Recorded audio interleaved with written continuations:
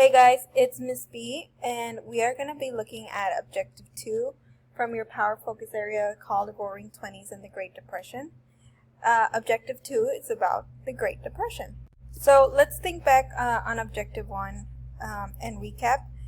Let's remember everybody's having a good old time in what is called the Roaring Twenties.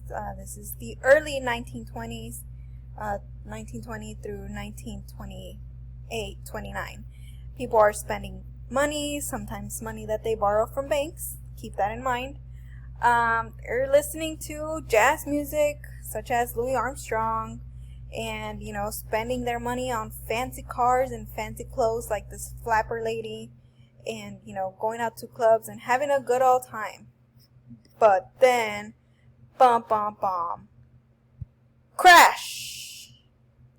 The stock market crashes. Unfortunately, in 1929, on a certain day called Black Tuesday in October of 1929. The market ultimately crashes because people are not paying back their debts or the money that they owe to banks. People are also left in poverty, which means they don't have money themselves, and businesses and banks end up having to close. Here's a newspaper clipping of Black Tuesday that announced that the stock market crashed. And this is a photo of people standing outside a closed bank. There was a new normal after that. A lot of people, again, are living in poverty. About 25% of the U.S. population is unemployed. So that means people don't have money or don't have a way to feed their families, unfortunately.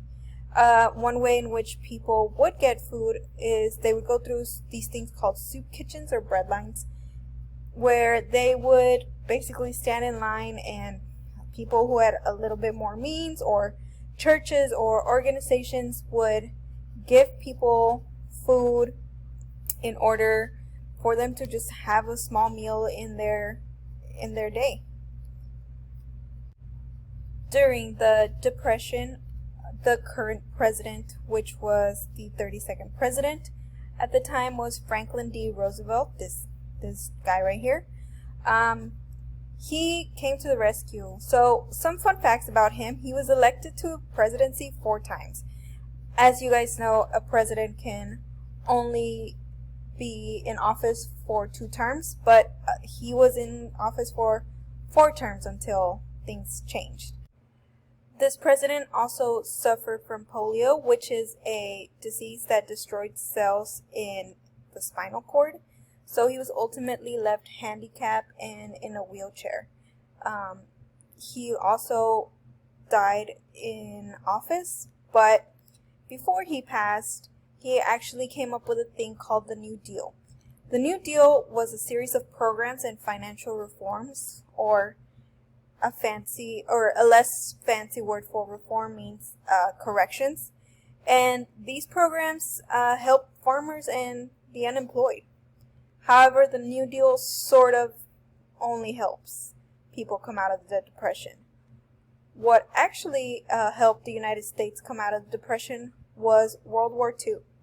So I know what you're thinking: how does a war help a country that's already running out of money? Well, there was different ways. A lot of closed businesses open again.